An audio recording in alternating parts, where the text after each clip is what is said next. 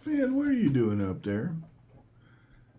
I've never seen you get up on the table like that. Are you hungry, buddy? Did your Santa car feed you while I was at work? All right, cool kids, we're going to continue to put these in binders while we feed Fan, apparently. And cool kids, just keep in mind that we have lots of critters here at the house. We've got, our critters have critters. Yep. So if you like critters, this is the channel for you. Yes, it is. You got num-nums? Here, I'll put them on the floor, buddy. I was just messing with you. All right. Here you go, buddy. Have some num-nums. I know you want num-nums. Boy, he is hungry. Turd, what do we do when Finn is hungry? Do we feed him? Or do we let him go hungry? These are the questions. So, got some stuff in the Amazon. I ordered something a little different. I got the cheapest ones I could find instead of the nice ones I got last time. Just to see. This is like a just to see what happens kind of video. But Amazon.com sold me some sleeves. These are the sleeves I got. These are the sleeves. I normally use the BCW sleeves. So let's check that out. We'll do a little compare and contrast. These are the BCW sleeves. And these are the ones I just purchased. And these were the lowest price ones I could get. I got 60 sleeves for I think 12 bucks, maybe 15. And there's the quality. So let's compare and contrast the quality. It's definitely flimsier, but does it hold coins? That's all I care about. All right, so here we go. Here's a little comparison. The plastic, you can feel the difference, but as long as it's not PVC, and even if it is PVC, I got it in Mylar Flips, so I don't even. But it's not PVC. It's Uncle Paul's. These are Uncle Paul's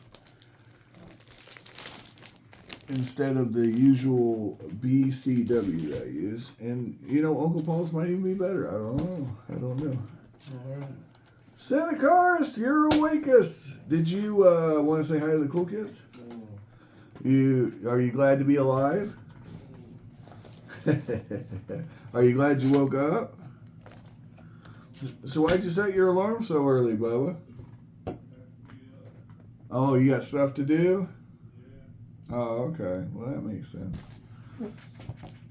I guess if I had to be up, I'd be up. Yep. All right, let's get some music going in here. Pause this.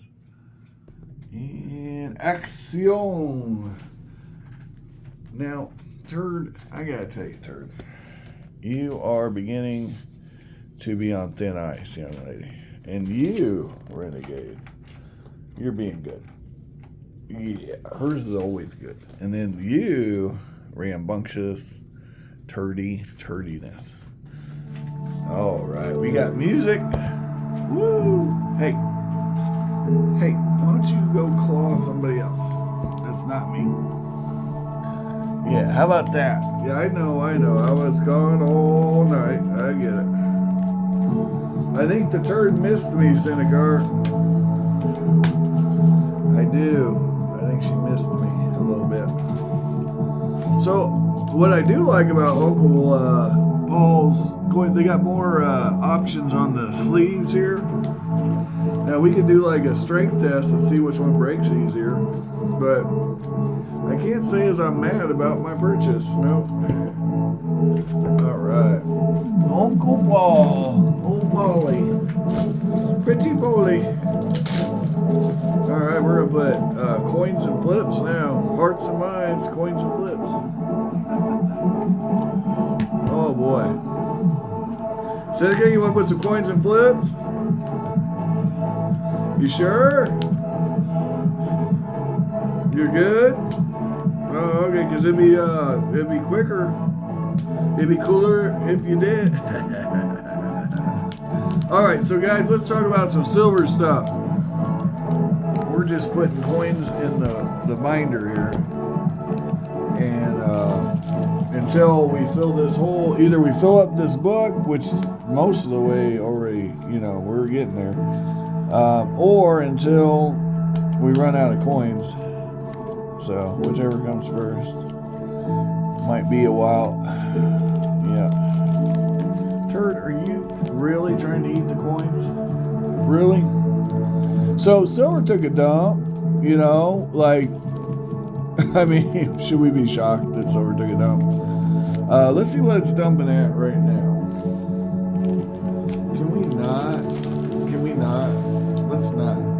Let's not say we did. Oh my goodness. You want to eat the coins? Are they nummy coins? Oh boy, those are some tasty hunks of silver. Oh, yeah, get it.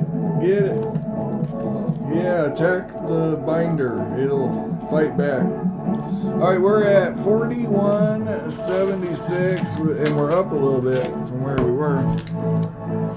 And I got to tell you guys, I saw some pretty good deals on some of the bullion pages. Yeah, there was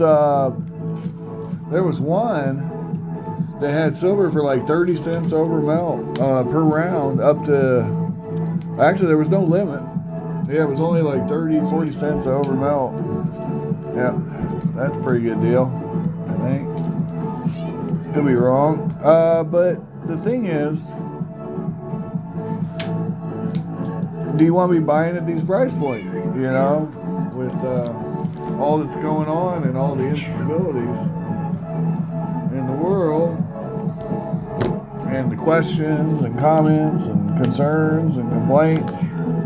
Who knows where we could be, 5, 10, 15, 20 years. When I was a younger lad, I used to think, things were pretty okay, yeah? Do you guys feel that way now, that things are just pretty okay, just more of the same? Or do you think maybe we're in some interesting times these days? I don't know. I don't have the answers. I just have the questions. Is there any particular evidence that we can prove if we're in some very odd times or not? I do have a cool video, hopefully, we're going to make today. There's a Kickstarter going on. It's for one of the companies that I've made many videos for. Next Level Miniatures. Now they're not a sponsor or nothing. I'm just telling you there's a Kickstarter for them, and we're going to talk about that. But I want to talk about silver in this video, and I want to talk about why you need to be diamond-handed. I'm not giving investment advice, just saying. So silver took a little dip, and now it's back up, getting close to 42 again. But what I want you guys to do is look at the nominal prices of silver. Don't adjust for inflation. I want you to look at the top price levels it hit last time it went up.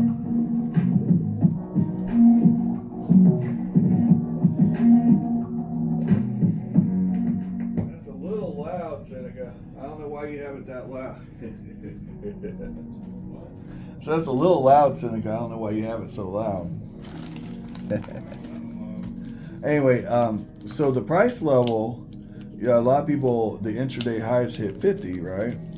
And then you account for, inflation, and it goes even higher because, dollars are always going down in value. If they weren't, we'd have deflation, right? See the thing? So my point is if you, at any point on that chart, does silver hit 40 and not hit 50? Or damn near 50? And the answer is no, it does not. So even for those of you who are scared at 42 or so, just know that there's still probably some upward mobility. Now, when you account for inflation, that's when things get really crazy. Because, well, my thing is, and again, not investment advice. So I believe in the GSR. I believe that fundamentals have to matter.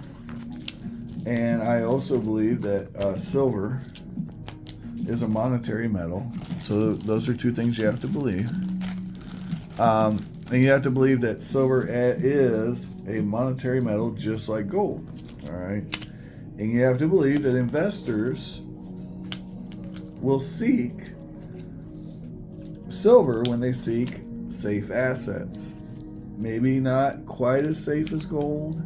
Maybe it's a little more bulky, like this stuff, for example. Maybe it's, maybe that's a problem, right? But maybe not. Maybe people will actually start looking to silver for what it's been for 5,000 years to some extent, which is a store of value. Okay. So why was metal a store of value? Well, you could ask many people many different ways. They'd all come up with different answers. I think psychologists would tell you that shiny things catch our eye. Not just humans, a lot of animals are attracted. I don't know if you saw the turd earlier. She was trying to eat the coins. Yeah, that is a very common reaction amongst animals to things that shine. If you're at the bottom of the ocean and you have a luminescent object, you're going to attract a lot of fish. You're probably not going to want to do that, but you're going to do it. And then it's the same thing with cats, mice. I know that ferrets are attracted to this sort of thing. Monkeys. Yeah. If you look into it, you'll notice that there's a natural inclination, especially amongst higher functioning and bipedal organisms. Although, ooh, look at that. We got a Canadian dollar. Canadian dollars. Oh, boy. It's all beat up, but who cares? At 20, 22, 23, we don't care about that. All right. Okay. So this is just a bunch of Canadian stuff that we got that was in a big lot. We had to go a big lot, didn't we? Yeah. And we're just putting it in. I had run out of, pages for my book. So now we're going to fill this whole book to where it won't even close with coins that I put in flips probably years ago, because these are my little silverbacks, right? So what's this tell me? Well, it tells me, first of all, how much silver it is. This is 600ths, right, of an ounce. And then what I paid for it. So this is a $2.23 silverback. That's what I paid for it. So that's why I call them silverbacks. I know they actually made silverbacks. And that was interesting. Did you guys get one of those? I know I got one. I don't know about the price point. Like if you actually had to buy it, but mine was free. I guess if you entered in the contest, I don't know. You guys remember this? Am I the only one that remembers this? They made the silverbacks, and then everybody who made a purchase, you had to make a qualifying purchase, if I remember right. And then you got, basically you got a free one. That's what it boiled down to. And by free, I mean, you didn't pay nothing for it. You got the silver you purchased plus that silverback. And I don't know, did you guys get your silverbacks? Your free silverbacks? Yeah, they were pretty cool.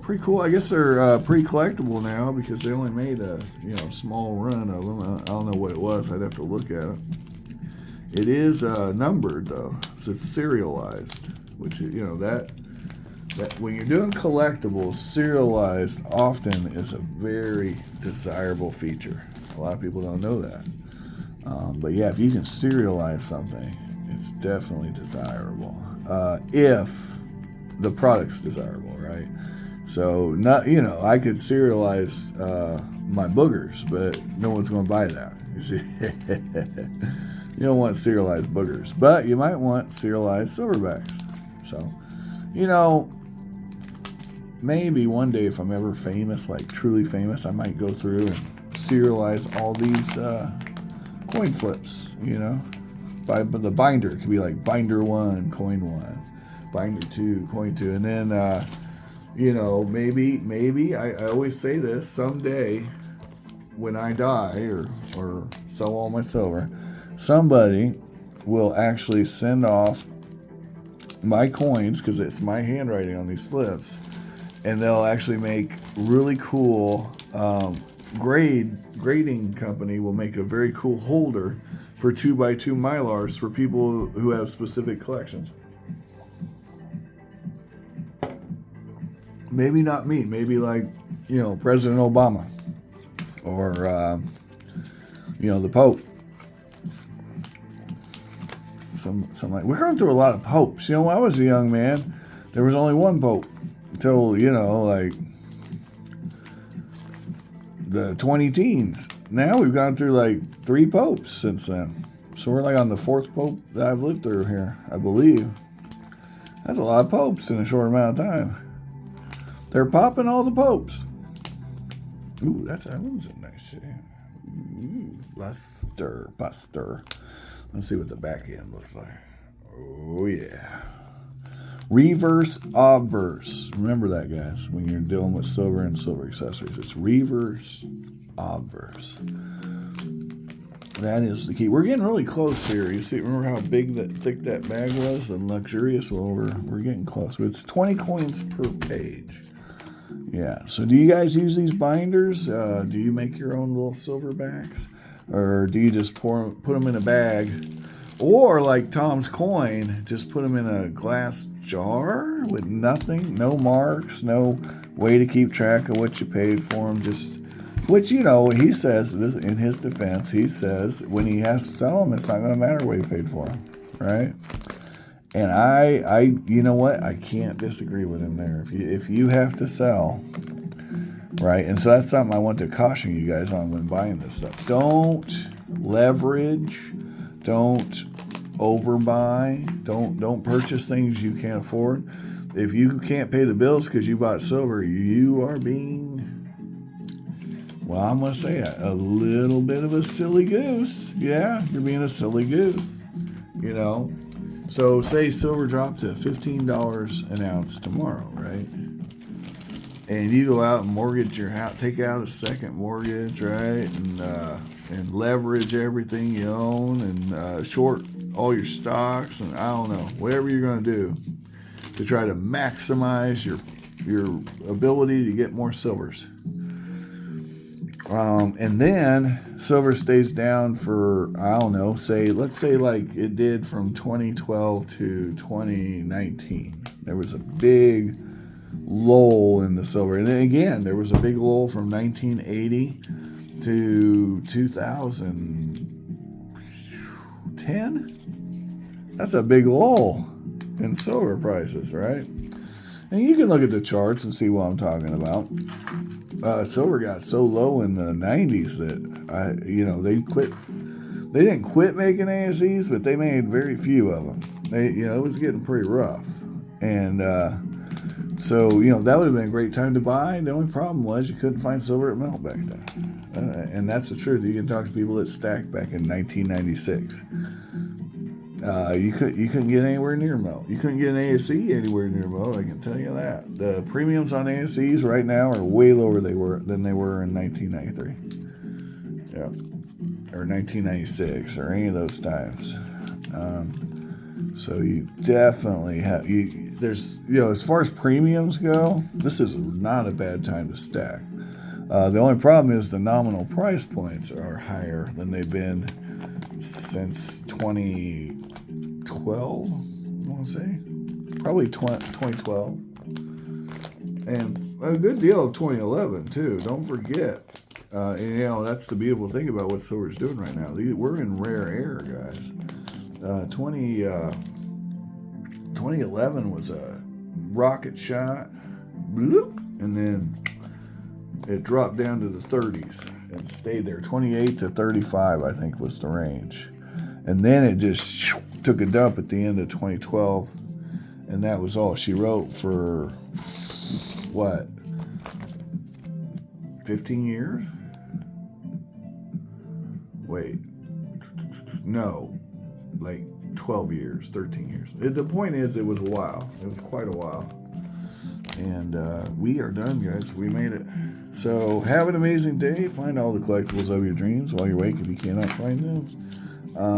Do not blame me. I'm trying to show them to you. I'm trying really hard, guys. And we got the binder done. That's what we'll name the video. And we'll tag Tom's Coins in it. And do you guys ever get the binder done? Tell me in the comments. And thanks for watching.